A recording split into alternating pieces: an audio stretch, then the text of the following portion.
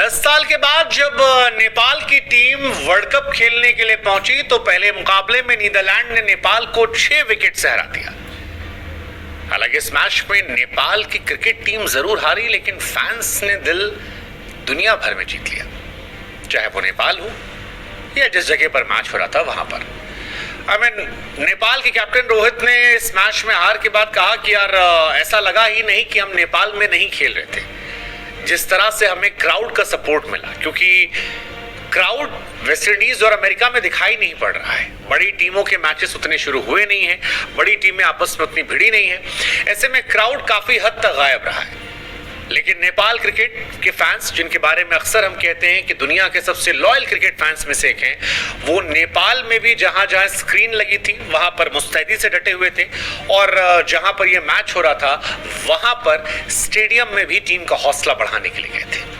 कुछ कमी थी तो नेपाल के खिलाड़ियों की कोशिश में। नेपाल की वही पुरानी कमजोरी एक बार फिर से उजागर हुई, जहां पर कप्तान रोहित को हटा दें तो बाकी जितने लोग हैं वो तू चल मैं आता हूं वाली कहानी पर चले गए। रोहित खुद इस बात तो कह रहे थे कि मुझे शिकायत है मेरे बल्लेबाजों से, मुझे शिकायत खुद से भी है, क्योंकि रोहित खुद 37 बॉल पर 35 रन बनाकर टिके थे और उनकी टीम 106 पर ऑल आउट होना डिजर्व नहीं करती थी। लेकिन टीम में क्योंकि किसी और ने जोर लगाया नहीं, इसी वजह से नीदरलैंड ने उनको इस मुकाबले में 6 विकेट से हरा दिया। अब एक तरफ 6 विकेट से हार बड़ी आसान लगती है, लेकिन अगर नेपाल ने फील्डिंग में भी थोड़ी सी चीजें सही कर ली होती और थोड़ी सी किस्मत उनके साथ होती तो शायद ये कहानी पलट सकती थी। बट ठीक है, कोशिश अच्छी थी, नेपाल के गेंदबाजों ने जबरदस्त कोशिश जो है वो की।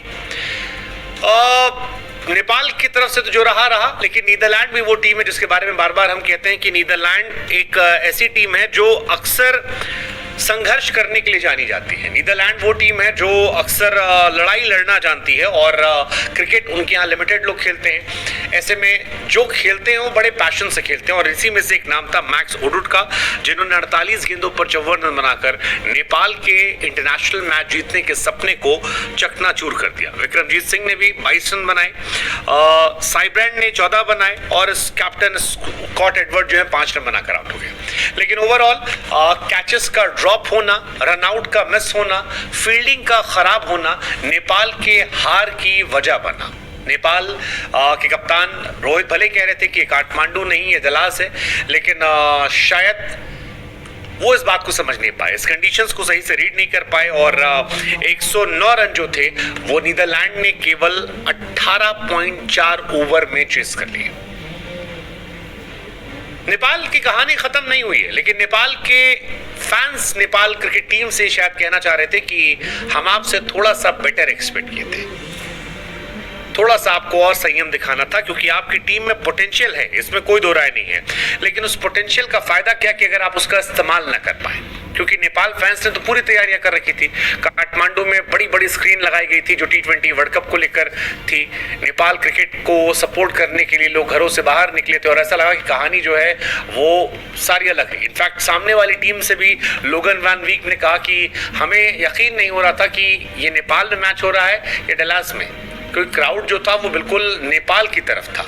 नेपाल और नीदरलैंड में जो मुकाबले हुए हैं उसमें नीदरलैंड ने ज्यादा मैचेस जीते हैं, 7 मैच नीदरलैंड जीते हैं, लेकिन नेपाल ने भी उनको हराया, और ऐसे में वो चाहते तो जीत से शुरुआत कर सकते थे। 106 पर ऑल आउट हुए, 4 प्लेयर ही ऐसे थे जो डबल डिजिट तक गए, 7 प्लेयर ऐसे थे जो सिंगल डिजिट के स्कोर पर आउट हो गए, 3 प्लेयर ऐसे थे जो डक आउट हुए, और यहीं से शायद नेपाल क्रिकेट की कहानी जो है वो गड़बड़ाने लगी। नेपाल की जब विकेट गिर रहे थे तो फैंस की आंखों से आंसू जो है वो भी स्क्रीन पर दिखाई पड़ रहे थे।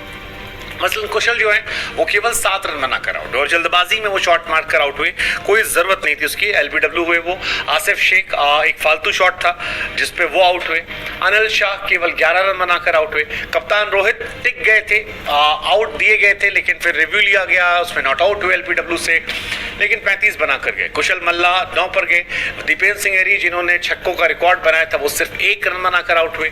सोमपाल 0 पर गए। आखिर में गुलशन और करण ने थोड़ी कोशिश की थी 14-17 रन बनाने की, जिसकी वजह से स्कोर 100 के पार गया, लेकिन फिर वो पूरा नहीं हो पाया।